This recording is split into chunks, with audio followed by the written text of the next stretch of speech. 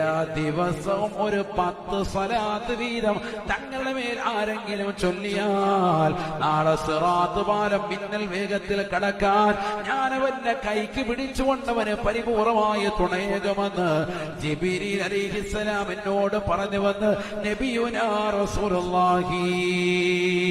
സിറാത്ത് പാലം മിന്നൽ വേഗത്തിൽ കടക്കാൻ ജിബ്രീൽ അലൈഹിസ്സലാമിന്റെ കരവലയത്തോടുകൂടി സഹായകമാകുമേ.